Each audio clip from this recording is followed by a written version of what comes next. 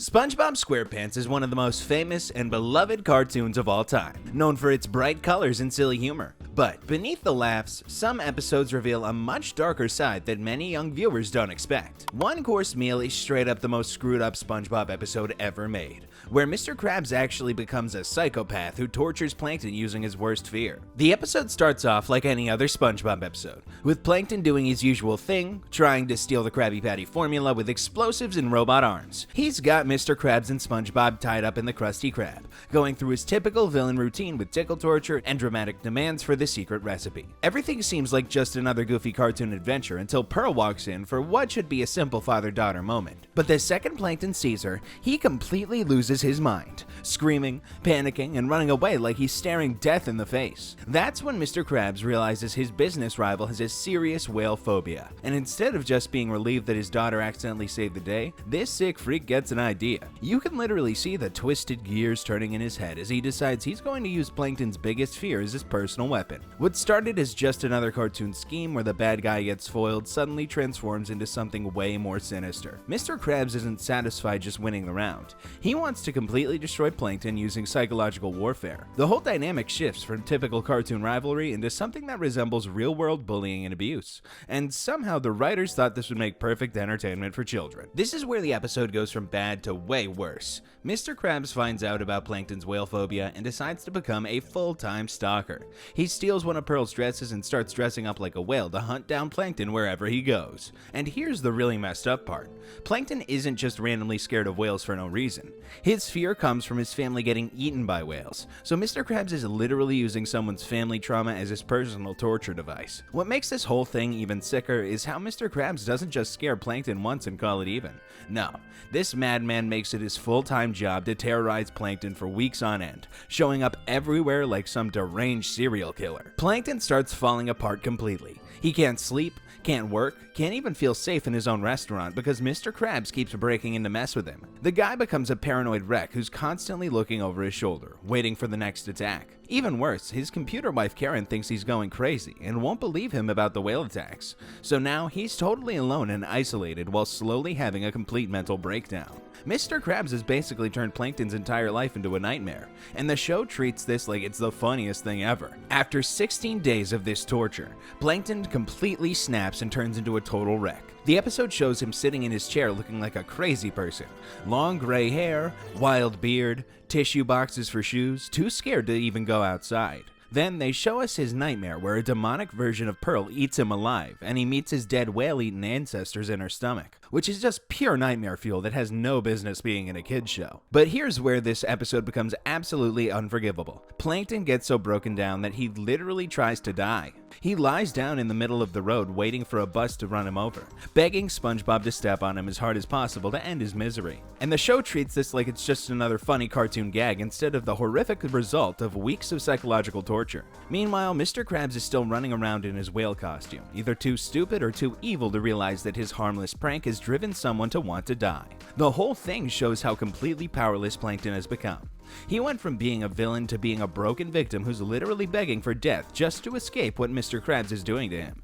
It's sick, twisted, and has no place in children's television. The episode completely screwed up what SpongeBob was supposed to be about and showed kids that psychological torture and death are just funny cartoon jokes. This episode basically told children that it's totally fine to systematically destroy someone's mental health as long as you call it a prank, and that driving someone to wanting to die is hilarious entertainment. The message is absolutely disgusting. That torturing people is just normal rivalry, that making someone want to die is comedy gold, and that the solution to abuse is just more abuse. And the episode doesn't even try to fix anything. Plankton's still terrified of whales, his brain is still completely fried, and now the show just moves on to Mr. Krabs getting terrorized by mimes like it's all just one big joke. This moment marked the point when SpongeBob started to change. It went from being a fun, wholesome kid show to something darker and more focused on shocking people instead of just being good, lighthearted entertainment for children. The way this episode treats mental health problems like their punchline shows just how badly children's TV can fail when writers care more about being edgy than being responsible. Even years later, this episode is still proof of how animated shows can completely cross the line and then hide behind "it's just a cartoon" when people call them out for being wrong.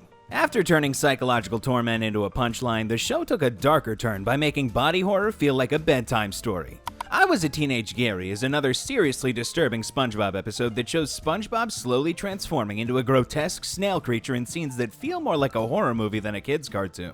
The episode starts with something totally normal that every kid knows about, asking someone to watch your pet while you're gone for the weekend. SpongeBob needs to go to some jellyfishing convention and asks his grumpy neighbor Squidward to take care of Gary the snail. Should have been easy enough, just basic pet sitting that happens all the time. But Squidward only agrees because he wants SpongeBob out of his hair for the weekend, and he has zero intention of actually doing what he promised. Right from the start, you've got this setup where Squidward's being a total jerk and planning to neglect Gary, but it seems like just another typical Squidward being selfish episode. The whole thing feels so ordinary and relatable. Pet care instructions, weekend plans, neighbor stuff that kids see all the time. That's what makes what happens next so screwed up, because the episode takes the completely normal situation that any kid could find themselves in and turns it into pure nightmare fuel. The disturbing stuff starts when Squidward completely abandons Gary for 3 straight days, while SpongeBob's having fun at his convention. Gary slowly starts dying from starvation and neglect, and the episode shows every painful detail of this poor snail wasting away until he's basically a skeleton. He gets so weak he can barely move, looking like an actual dying animal instead of a cartoon pet, which is way too heavy for a kid's show. Squidward freaks out when he realizes Gary's about to die on his watch and starts panicking, trying to shove food down the snail's throat and even eating Gary's food himself to hide evidence like some kind of maniac. Then, this sketchy veterinarian shows up with some snail plasma injection, which sounds more like a mad scientist experiment than real medicine. But of course, SpongeBob accidentally gets injected with this mysterious snail plasma instead of Gary, and that's when the episode goes from being about pet neglect to turning into a full-blown body horror nightmare. The transformation scene is hands down one of the most screwed up and graphic things SpongeBob has ever shown, throwing out any pretense of being safe cartoon content and going straight into pure nightmare territory. What starts with SpongeBob just feeling kind of funny quickly turns into a disgusting metamorphosis that they show in way too much detail for a kid's show.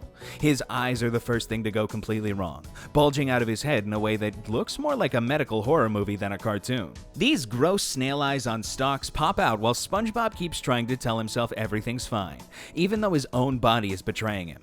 Then, his arms and legs start disappearing into his body, which looks more like watching someone get their limbs amputated than any kind of cartoon magic. The worst part is when his final desperate scream of "something is wrong with me" turns into an animal noise, showing that SpongeBob as we know him is basically dead and gone, replaced by this snail monster. The reaction to SpongeBob's transformation shows just how committed this episode is to being straight up horror instead of treating it like some silly cartoon joke. Squidward takes one look at the SpongeBob snail monster and is genuinely terrified, running away screaming like he's seen something that shouldn't exist. There's no comedy in the chase scene that follows. It's just Squidward running for his life from the thing that used to be his neighbor. The really messed up part is that you can tell SpongeBob's still trapped inside that disgusting snail body, trying to get help but unable to communicate that he's still human on the inside. When Squidward accidentally injects himself with the snail plasma, it doesn't feel like he's getting what he deserves. It feels like watching some kind of horrible virus spread from person to person. This episode screwed up way more than just one night of TV. It basically opened the floodgates for putting genuinely disturbing horror content into kids' show and calling it entertainment. I Was a Teenage Gary proved that cartoons could traumatize children as long as they slapped a cartoon label on it, completely ignoring any sense of what's appropriate for family television. For a whole generation of kids who grew up watching this, the transformation scene was their first taste of real horror, and they had no idea it was coming, because they thought they were just watching SpongeBob. Tons of adults still talk about how this episode messed them up as kids, giving them lasting phobias about needles, medical stuff, or just the idea of their body changing in horrible ways. The worst part is how the episode just ends with everyone accepting that they're snail monsters now, like it's totally fine and normal. No attempt to fix it, no lesson learned, just, hey kids, sometimes horrible things happen to your body and you should just deal with it. After turning a simple case of neglect into a full-blown body horror nightmare, the show doubles down by transforming a harmless ghost story into a terrifying descent into psychological dread. Before I tell you about that though, make sure to subscribe. Graveyard Shift is a masterclass in scaring the crap out of kids by having Squidward tell his fake ghost story about the hash-slinging slasher that hits every childhood fear perfectly. The episode starts with Mr. Krabs being his usual usual greedy self, deciding to keep the Krusty Krab open all night just to make more money, forcing SpongeBob and Squidward to work a shift they never signed up for. The whole restaurant turns creepy once it gets dark. What used to be a busy, cheerful place during the day becomes this isolated, dimly lit nightmare that feels completely different from normal. SpongeBob starts out excited about working the night shift, but that changes real quick when he has to do simple stuff like taking out the trash in the dark outside. That fear of the dark that every kid has becomes the perfect weapon for Squidward to mess with SpongeBob's head. The empty restaurant with no customers and nothing happening makes every little noise sound 10 times louder and scarier than it should. And of course, Mr. Krabs dumps this whole 24-hour policy on them and then disappears, leaving SpongeBob and Squidward to deal with the consequences while he's probably at home counting his money. It's a perfect setup for psychological torture disguised as just another workday. The real sick stuff starts when Squidward sees how scared SpongeBob is of the dark and decides to completely mess with his head by making up this twisted ghost story.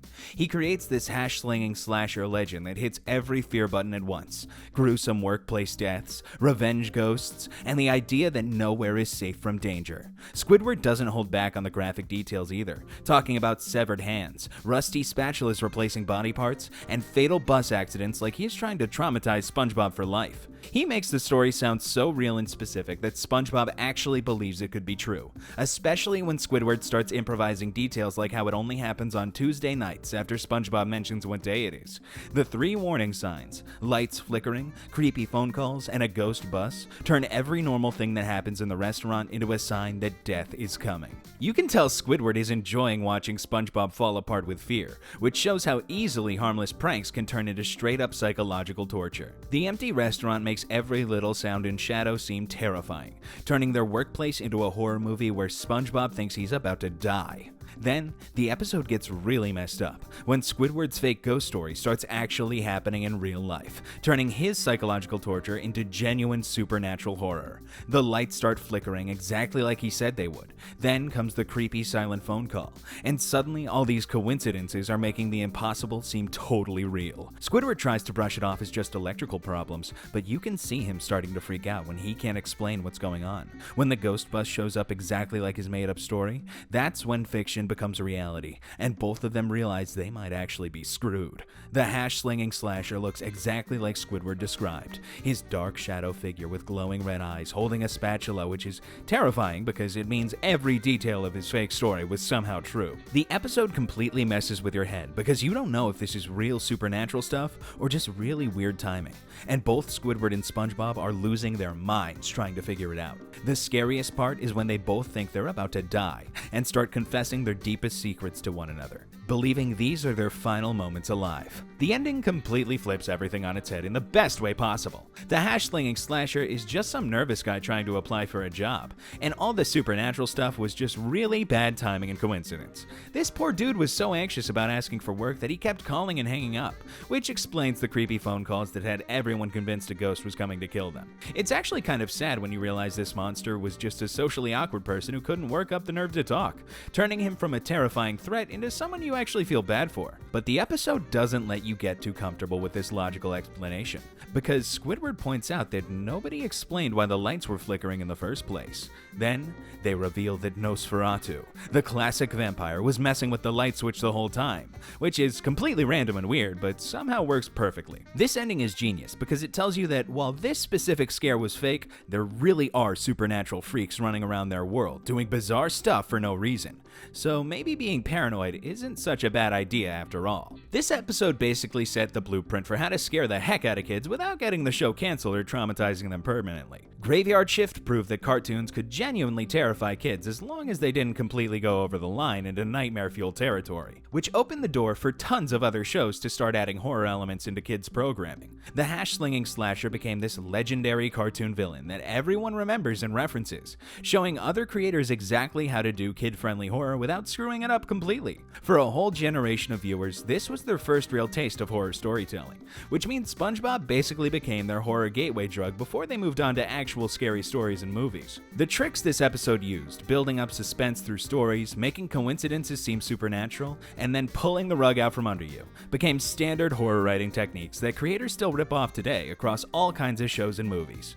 Even now, Graveyard Shift is still the gold standard for how to create genuine fear and tension while keeping things safe enough for kids, proving that the scariest stuff comes from messing with people's head and letting their imagination do most of the work instead of just showing gross or violent imagery. After turning a harmless prank into a full-blown psychological breakdown, the show pushed further by turning a minor hygiene slip into a full-scale biological apocalypse. Fungus Among Us is basically SpongeBob's version of a zombie apocalypse, where some nasty sea fungus spreads through Bikini Bottom and turns everyone into disgusting, infected freaks. The episode starts off totally normally, with SpongeBob just trying to feed Gary some healthy snail food, but Gary decides to be a picky eater and goes for some gross fungus growing on SpongeBob's dirty floor instead. Right away, you can see how this is going to be about how bad hygiene and eating nasty stuff will come back to bite you. SpongeBob can't even clean his house properly, leaving fungus all over the place, which creates the perfect setup for some kind of disease outbreak. Everything seems like just another regular day. SpongeBob sleeping, taking care of his pet,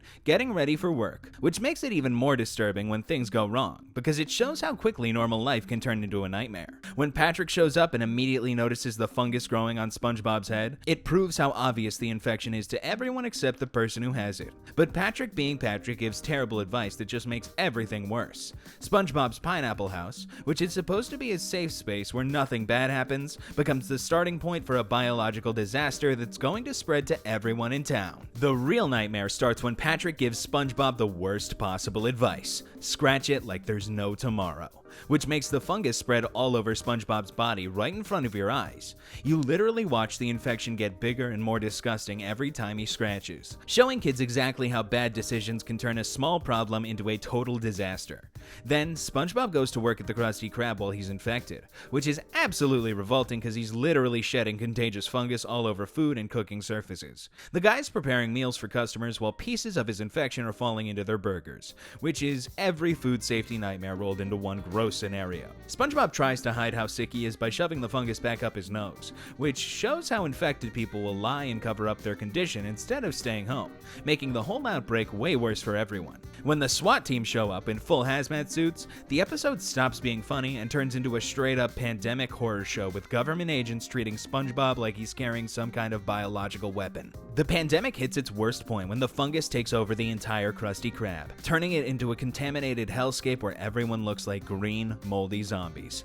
Every character you know and love becomes this disgusting, fungus-covered freak that's barely recognizable as their former selves, which is pure nightmare fuel for kids watching their favorite cartoon characters get destroyed. Squidward accidentally contaminates all the food without knowing it, so customers are eating infected burgers and getting turned into carriers, which is every parent's worst fear about restaurant hygiene rolled into one horrifying scenario. Then all the infected people form an angry mob and go after SpongeBob like he's some kind of monster, showing how quickly people turn on each other and start pointing fingers when things go wrong instead of actually trying to solve the problem. The absolute worst moment is when the mob of diseased people attacks SpongeBob's protective bubble until it pops, releasing a massive cloud of fungal spores that instantly infects everyone there at once. It's like watching a biological weapon go off and destroy an entire crowd of people in seconds, which is way too intense and scary for a kid's show. The entire Krusty Krab gets covered in thick, nasty fungal growth, and every single character turns into these infected zombie versions of themselves. The whole restaurant looks like something out of a post-apocalyptic horror movie where alien parasites have taken over everything, turning a place kids recognize into this completely unrecognizable nightmare landscape. Then, they discover that Gary can eat the fungus and cure people, which sounds great until you really think about what's happening. This snail is literally consuming infected body parts and diseased tissue, which is revolting on every level. But of course, Mr. Krabs, being the greedy guy that he is, immediately sees a business opportunity and starts charging people money to get cured by Gary. So now you've got this sick situation where Mr. Krabs is profiting off of a biological disaster, turning a public health emergency into his own personal money-making scheme while people are literally dying from fungal infections. It shows kids that even during life or death crises, there is always going to be a scumbag ready to exploit people suffering for profit. This episode basically taught kids that disease outbreaks, government quarantines, and mass infections solutions are just funny cartoon jokes instead of serious real-world problems that kill people. Fungus Among Us took a full-blown pandemic scenario with hazmat teams and quarantine protocols and turned it into entertainment, which is pretty messed up when you think about how it might make kids react to actual health emergencies. The way they solved the whole crisis by having Gary eat the fungus sends this terrible message that complex medical disasters can be fixed with simple, magical solutions instead of actual medicine and proper treatment. Even worse, the episode normalizes a bunch of really disturbing stuff. People getting physically transformed by disease, angry mobs attacking sick people, and greedy businessmen making money off of medical emergencies, and presents all of this as totally normal and acceptable.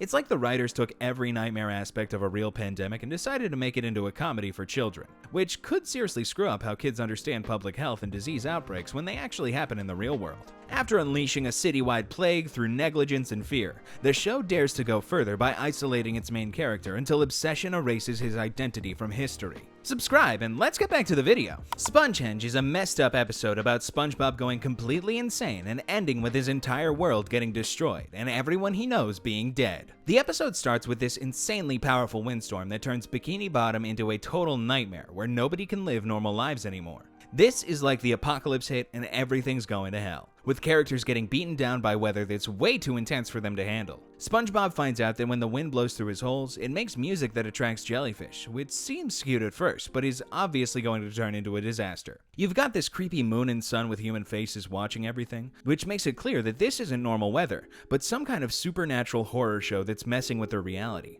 At first, the jellyfish seem friendly and magical, playing into SpongeBob's love of sea creatures and his innocent view of the world. But they quickly turn aggressive and dangerous. When Mr. Krabs has to drag SpongeBob back to work with a fishing hook, it literally rips off his teeth and limbs, showing how their normal world has become this brutal, violent place where even simple tasks cause serious injury. The Krusty Krab gets completely destroyed by the wind, which basically means all the social structures in normal life everyone depends on are falling apart and disappearing. The real nightmare starts when SpongeBob can't escape these jellyfish no matter what he does, and he's stuck in this endless cycle of running and hiding that slowly drives him completely insane.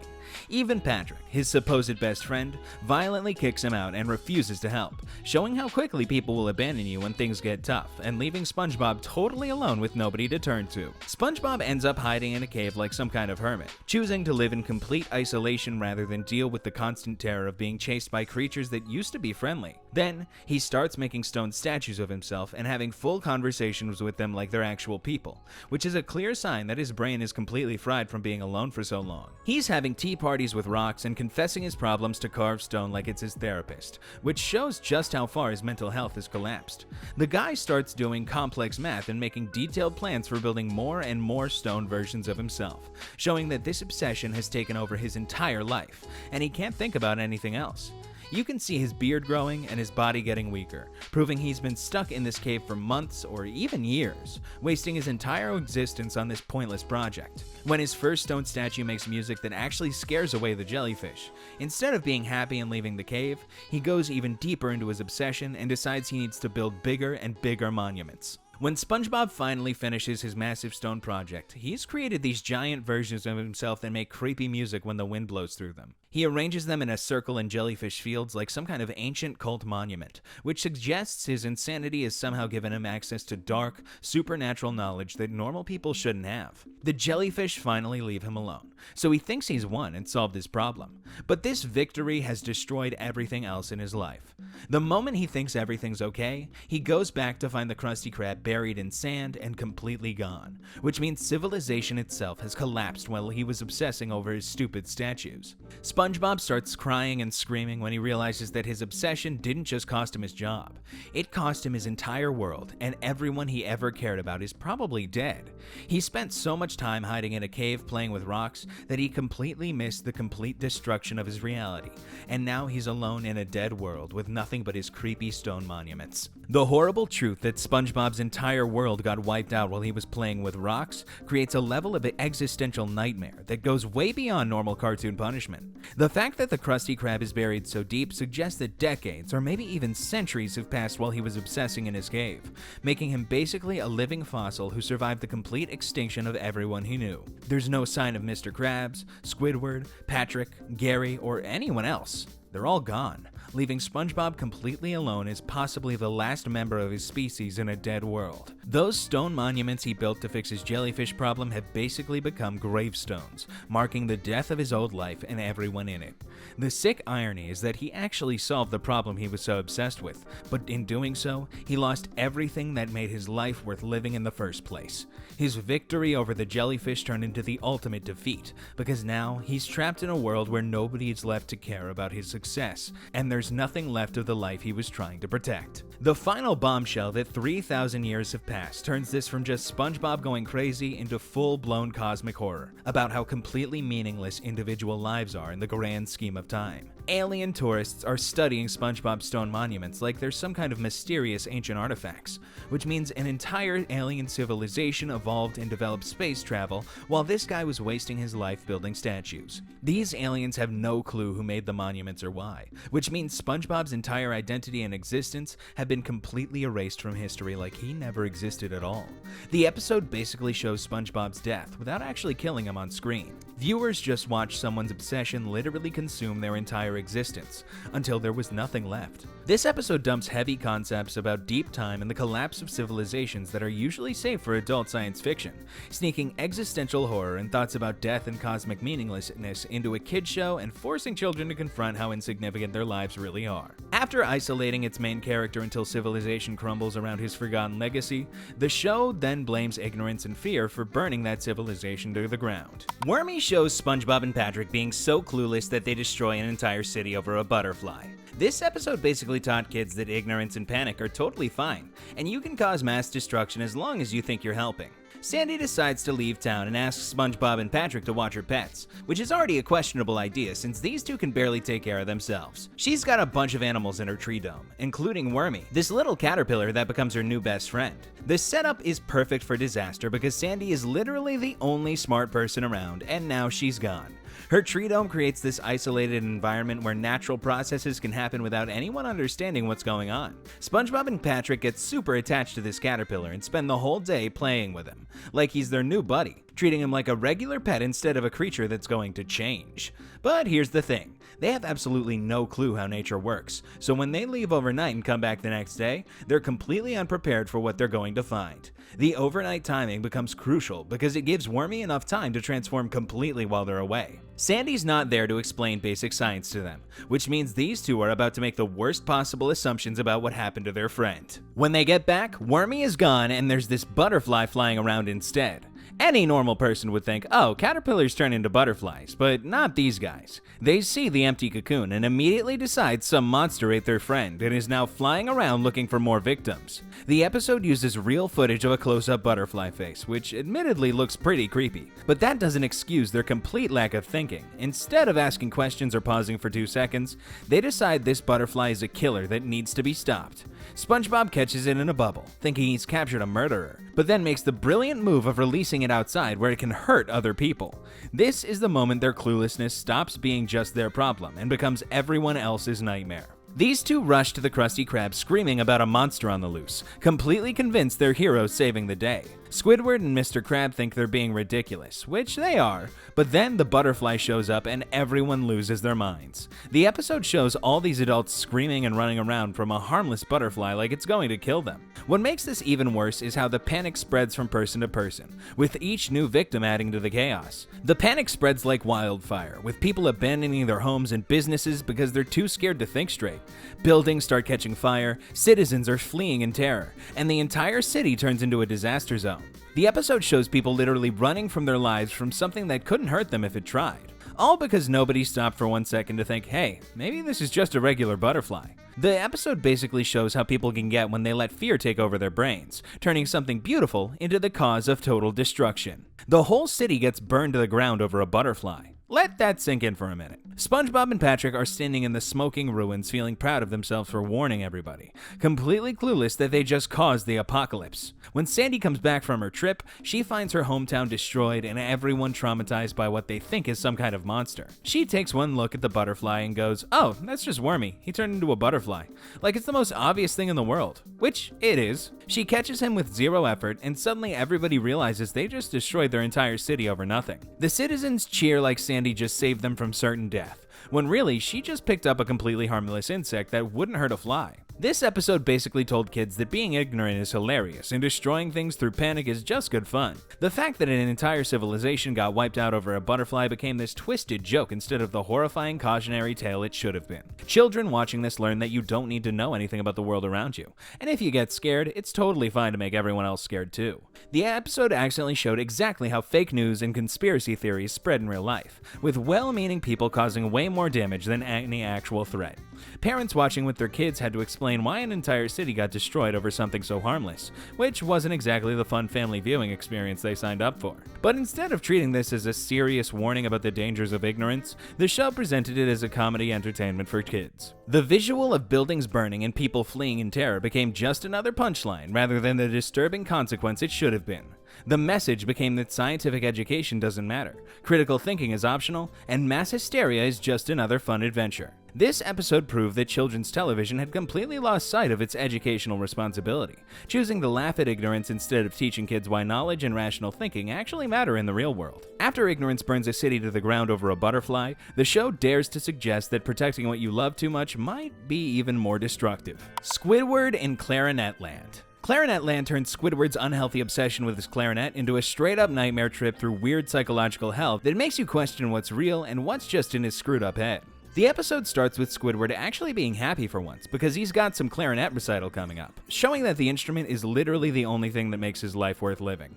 Even though he gets beaten up all day at work, doors smashed into him, getting punched by stinky breath, the usual abuse, he stays cheerful as long as his precious clarinet is okay, which shows how pathetically his entire emotional well-being depends on one material object. The second some baby drools on his clarinet case, Squidward goes from happy to completely enraged, proving how unstable his mental state is and how far he'll go to protect his obsession. Mr. Krabs gives him this creepy Navy locker that still has dead human remains from Corporal Sterling inside, which is basically like storing your stuff in a coffin rather than a safe space. SpongeBob, being his usual self, decides to clean and share the locker, setting up the innocent actions that are going to completely destroy Squidward's sanity. The whole Krusty Krab becomes this high-pressure nightmare where Squidward's desperate need to control everything crashes headfirst into the daily chaos and SpongeBob's annoying attempts to be nice. The nightmare kicks off when Squidward keeps hearing SpongeBob messing around with the locker, making weird construction noises that drive him crazy with worry about his clarinet's safety. SpongeBob's helpful improvements are exactly what Squidward can't handle: change, chaos, and other people screwing with his personal stuff that he needs to keep perfect and controlled. When Squidward opens the locker and finds that SpongeBob turned it into some kind of elaborate room maze, you can't tell if this is just cartoon weirdness or if Squidward's mind is completely snapping from the stress. Then there's this insane card catalog system, where finding your own stuff becomes this bureaucratic hell of endless procedures and paperwork that make no sense and gets you nowhere. SpongeBob leaves these cryptic notes, sending Squidward on a wild goose chase through different locations, which feels less like a fun treasure hunt and more like deliberate psychological torture designed to drive him insane. The worst part is SpongeBob's annoying laughter echoing through the whole locker system, making it feel like he's watching and messing with Squidward on purpose, turning his innocent helpfulness into something creepy and threatening. When Squidward gets to this weird Clarinet Land place, a forest made entirely of clarinets, he meets this terrifying giant eagle head called the Keeper that starts messing with his brain about who really owns what. This bizarre landscape shows that Squidward's obsession has gotten so bad that he's literally created his own alternate reality based entirely around his stupid instrument. The Keeper starts asking deep questions about whether Squidward actually owns his clarinet, which completely screws with his head because his entire identity is built around owning this thing rather than actually being good at music. When the eagle gets violent and grabs him with its nasty tongue before swallowing him whole, the episode turns from mind games into straight-up body horror that punishes Squidward for being so materialistic and shallow. Once he's inside the Keeper's stomach, chasing SpongeBob becomes this completely insane journey through impossible places like pinball machines and outer space that make no sense whatsoever. The vacuum explosion that blasts Squidward into space shows how his desperate hunt for his clarinet has taken him so far from reality that he's literally floating in the void, completely disconnected from anything that makes logical sense. The ending shows that Squidward's whole nightmare trip was supposedly just a dream or mental breakdown, but the episode deliberately keeps you guessing about what actually happened versus what was in his head. When he comes out of the locker looking completely melted and traumatized, it's clear that whether it was real or not, the experience seriously messed him up, Then SpongeBob casually mentions he had the clarinet the whole time, to keep it safe, which means Squidward's entire hellish journey was completely pointless and based on him jumping to the wrong conclusions about everything. Instead of learning anything positive from his traumatic experience, Squidward becomes even more of a vindictive jerk and throws SpongeBob in the locker, shipping him off to far, far away as revenge. The final scene where Squidward screams and runs away from his own clarinet recital shows that his unhealthy obsession has completely backfired and prevented him from doing the one thing he actually cared about in the first place. This episode goes way beyond normal SpongeBob content by showing how being obsessed with your stuff can completely destroy your mental health and ruin relationships with people who actually care about you. Clarinet Land proves that trying to protect something too much can be worse than whatever you're protecting it from, since Squidward's paranoia about his clarinet stops him from actually playing it when it matters. The weird imagery and mind-bending questions create this existential nightmare that forces viewers to think about their own unhealthy attachments to material crap that they don't need. The way the episode mixes dream and reality reflects how anxiety and obsession work in real life, where the threats you imagine in your head can mess you up just as much as the actual problems. The really depressing part is that SpongeBob's genuine attempts to help get twisted into threats by Squidward's paranoid brain, showing how possessiveness and fear can turn even the nicest gestures into something sinister. Years later, this episode remains one of the most psychologically messed up in the entire series, using abstract weirdness and surreal storytelling to tackle themes that belong in adult psychological horror rather than kids' cartoons. After spiraling into madness over an instrument he never really lost, the next descent shows someone who loses everything, even the rules of reality, just for taking the wrong bus. If you're liking the video so far, make sure to hit the subscribe button.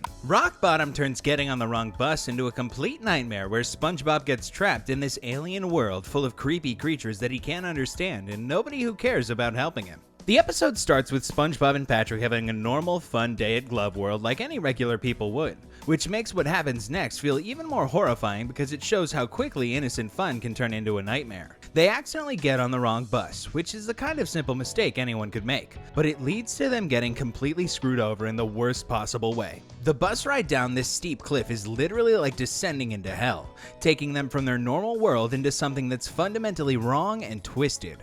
When Patrick ditches him without a second thought, it's the first major betrayal that sets up the psychological horror that's coming. Rock Bottom is designed to be the complete opposite of everything SpongeBob knows. It's dark and creepy instead of bright and cheerful, full of weird alien creatures instead of normal fish, and runs on completely different rules that make no sense. The whole aphotic zone thing creates the scientifically realistic but absolutely terrifying environment where sunlight never reaches, making it feel like SpongeBob has literally fallen into an underwater version of hell. The real nightmare starts when SpongeBob realizes he's completely screwed and alone in a world where he doesn't understand how anything works, which creates this building panic that gets worse every time he tries to escape and fails miserably. His desperate attempts to catch buses become more and more unhinged and stupid, showing how being isolated and stressed out can make you do increasingly dumb things that just make your situation worse. All this ridiculous schemes to trick the buses, making cardboard fake people and disguising himself as furniture, might seem funny, but they're actually showing someone so desperate to get out they'll do absolutely anything, no matter how insane it is. Then, he finds out he has to wait in this impossibly long line at the bus station, which turns into this bureaucratic hell where simple things become completely impossible to accomplish. The fact that everyone has to make raspberry sounds between words creates this communication barrier that makes SpongeBob a total outsider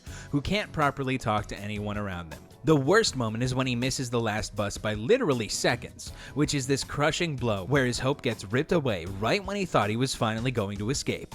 When SpongeBob gets thrown into what he calls advanced darkness, he's dealing with a level of isolation and terror that goes way beyond normal scary stuff into full-blown existential nightmare territory. His flashlight dying on him shows how all the normal tools and technology that usually make you feel safe are completely useless in this hostile hellscape, leaving him with nothing but his own breaking mind to keep him alive. The creepy raspberry sounds echoing through the darkness make it feel like invisible predators are hunting him, turning what was just a weird speech pattern into something that sounds genuinely threatening and dangerous. When he crashes into the steep cliff and starts bleeding, it adds real physical harm to all the psychological torture he's already been going through, proving that his desperate situation has become actually life-threatening. The mysterious red light coming through the darkness could either be his salvation or something that's going to kill him, creating maximum fear because you have no idea if SpongeBob's about to be rescued or eaten alive. When it turns out the light is from a friendly anglerfish, it provides relief, but only after SpongeBob has been pushed to his absolute mental breaking point of pure terror and hopelessness.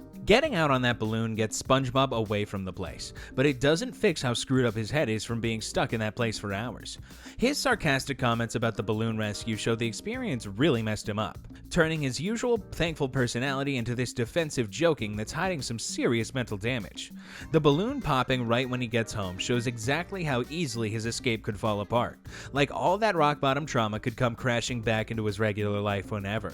The really messed up part is nobody else has any clue what happened to him, so he's stuck with dealing with this traumatic nightmare all by himself. This episode went way beyond normal SpongeBob content by creating genuinely terrifying stuff about being isolated, dealing with scary foreign places, and trying to survive in hostile environments that seriously disturbs a lot of viewers. Rock Bottom basically shows every kid's worst nightmare: being lost, alone, and unable to talk with anyone in a place where nothing makes sense and no grown-up can save you. The deep ocean setting with all those bizarre creatures hits those deep fears about the unknown parts of the sea, places where normal human logic doesn't work, and alien things follow rules that make no sense. Years later, Rock Bottom is still one of the most genuinely disturbing episodes in kids' TV, using isolation horror and fear of foreign places to create something that feels more like a David Lynch psychological thriller than a cartoon. After barely surviving the terror of being lost in an alien world, SpongeBob returns home, only to face something far worse: a world that chooses to abandon him on purpose. Gone is a messed up episode about SpongeBob's worst fear: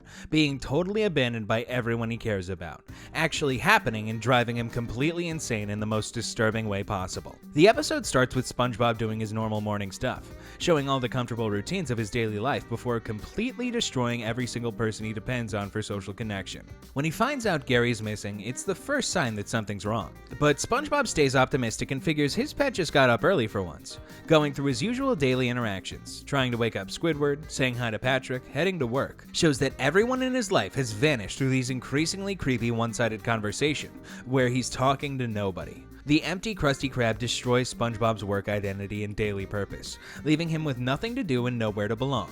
His systemic search through everyone's houses turns into this detective story, where each empty home becomes proof that something terrible has happened to everyone he knows. The visual emptiness of the whole town creates this apocalyptic feeling that suggests something horrible happened to the entire world, and SpongeBob's the only survivor. The real nightmare starts when SpongeBob's frantic searching leads him to the terrible realization that he might be the only living thing left in the world, which creates this existential horror about being completely abandoned and isolated forever.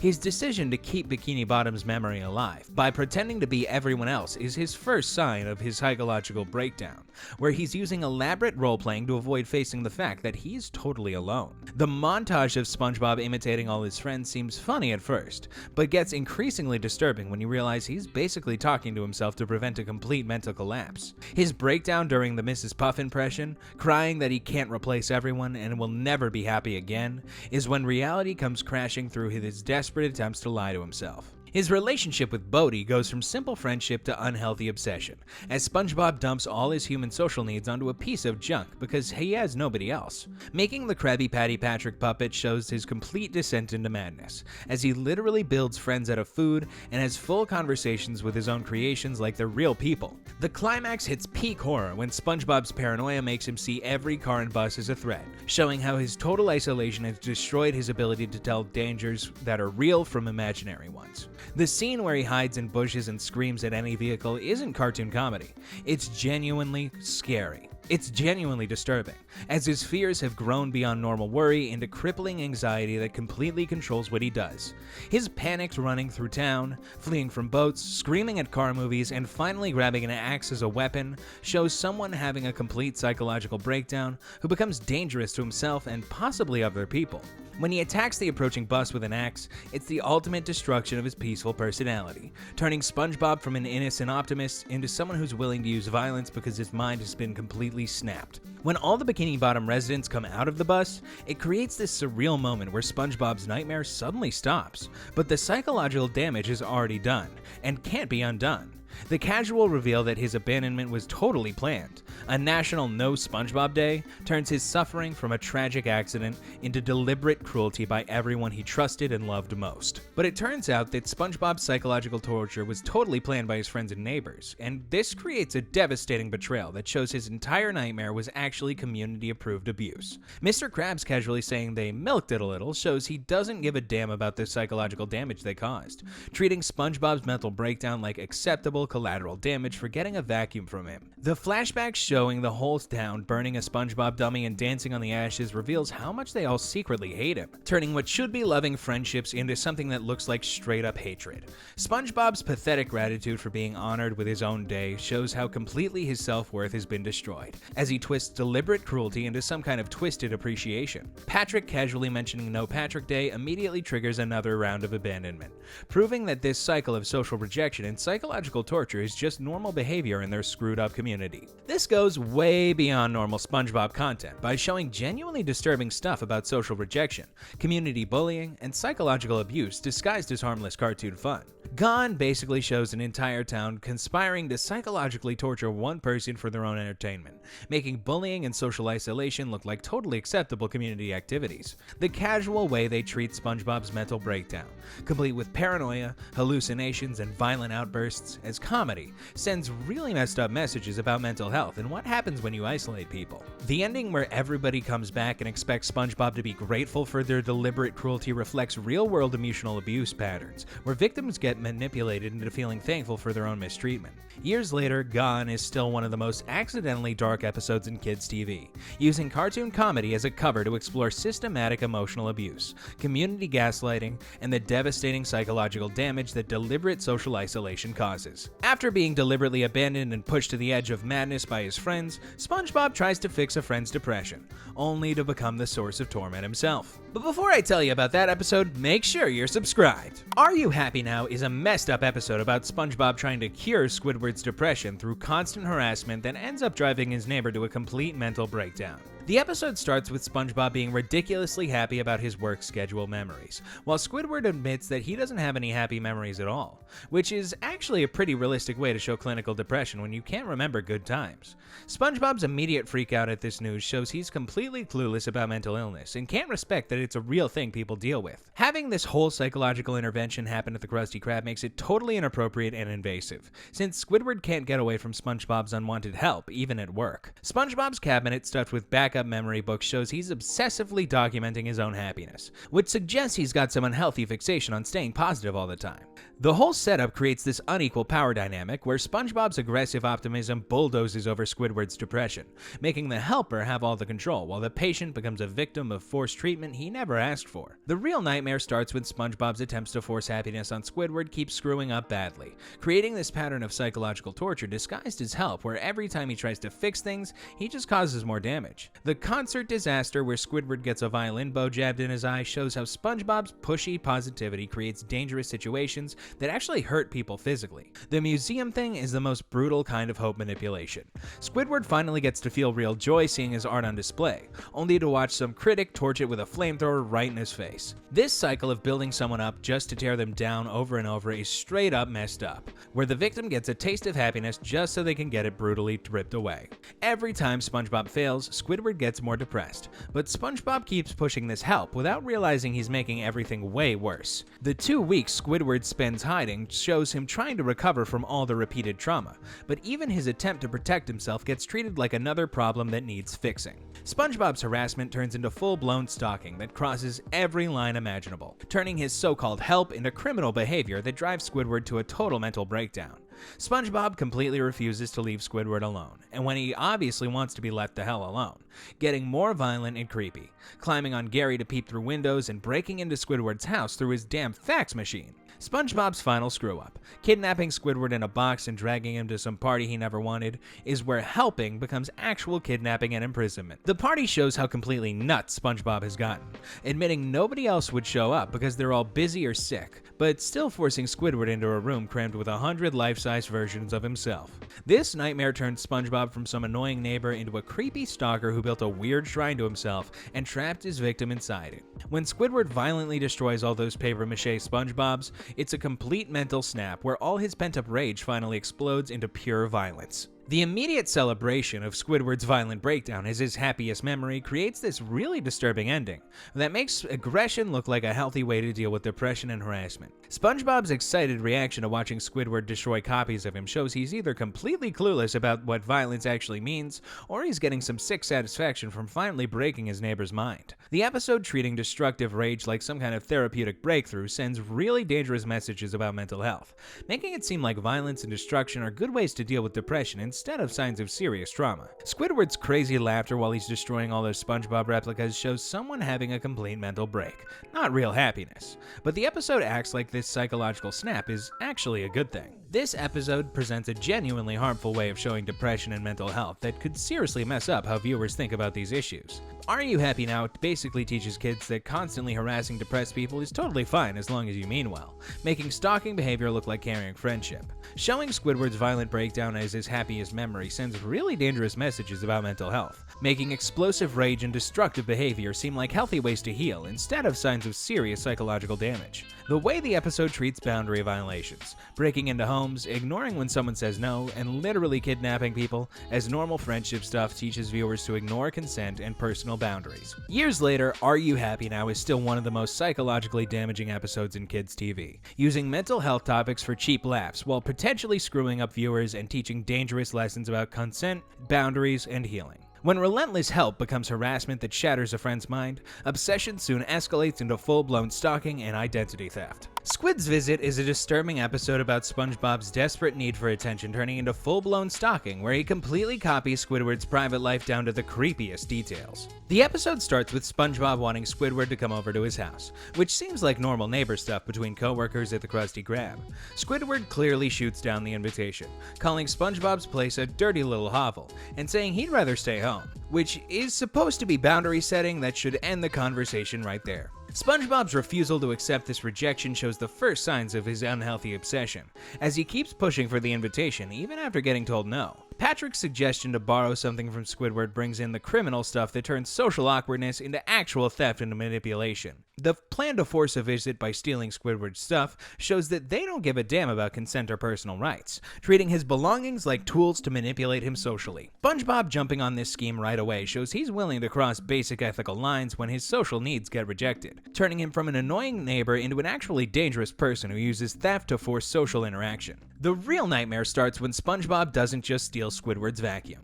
He uses it as an excuse to spy on and copy every single detail of his neighbor's most private stuff without permission. The crazy level of detail in SpongeBob's fake house means he's been watching, photographing, and studying every part of Squidward's private life for months or maybe years without him knowing. SpongeBob knowing intimate details, the exact paint chip from when Squidward moved in, what's in his medicine cabinet, his mom's handmade pillow with her personal note, shows he's been systematically stalking way beyond normal neighbor knowledge. Copying 492 self-portraits proves SpongeBob has been secretly breaking into Squidward's house, going through his artwork, and probably committing breaking and entering over and over just to get this level of detail. SpongeBob casually acting like these violations are just bringing comfort to Squidward shows how he's completely disconnected from how criminal his actions are and how much trauma he's causing. The systematic copying turns SpongeBob's house into a creepy shrine dedicated to worshipping Squidward without his consent. When Squidward finds the room with all 492 of his self-portraits, it shows the full scope of SpongeBob's criminal behavior and how he completely stole Squidward's artistic identity and creative work. This is the ultimate privacy invasion. SpongeBob didn't just steal personal stuff, but systematically cataloged and copied his most intimate creative work without any permission. Squidward realizing that the copies are better than mine adds psychological torture on top of the physical violation, since his stalker didn't just steal his work but made it better, making him feel like crap compared to his own stolen identity. The bathroom scene where Squidward keeps slipping on his own rash cream while SpongeBob watches shows how helpless a victim becomes when trapped in a copy of their own space, where even familiar stuff gets turned into weapons against them. Finding out his real house burned down while he was stuck in the fake one creates the perfect prison situation, where SpongeBob's criminal actions eliminated Squidward's escape route and forced him into total dependence on his stalker. The result is Squidward having a total mental breakdown and completely shutting down when he realizes he's stuck living forever in this fake version of his stolen life, with no way to get away from his stalker. His fantasy about having tea with his vacuum cleaner shows he's completely lost touch with reality, making up imaginary friends instead of dealing with how screwed up his situation is. SpongeBob's happy offer for Squidward to stay at my house until you get your house fixed shows how he's planned this whole thing, since burning down the real house means Squidward can never escape this fake prison. The ending with SpongeBob and Gary sleeping outside while Squidward lives in the replica creates this sick setup where the stalker acts all generous while keeping total control over his victim's life. The episode acts like this forced living situation is a happy ending, making it look normal for a stalking victim to get trapped with their stalker. This goes way beyond normal SpongeBob content by showing genuinely disturbing stalking, identity theft, and victim imprisonment while making serious criminal behavior look like quirky friendship stuff. Squids Visit basically shows how real stalkers work, systematically gathering info on their victims, violating their privacy, and then using destruction or manipulation to force contact that makes them dependent. The casual way they treat breaking and entering, theft, spying, and forced living situations as comedy sends really dangerous messages about consent, privacy, and personal boundaries in relationships. The ending where the victim gets forced to live with their stalker and this gets presented as a good thing reflects real-world patterns where stalking victims get trapped with their abusers through money or housing problems. Years later, House Fancy is still one of the most accidentally disturbing episodes in kids' TV, using stalking and identity theft as plot points while potentially making these behaviors seem normal to young viewers who might not realize how criminal SpongeBob's actions really are. These episodes show how friendship can go wrong when caring turns into hurting, breaking trust and personal space. They make us think twice about how cartoons talk about feelings, boundaries, and being kind to others. If you enjoyed this video, then don't forget to hit the subscribe button.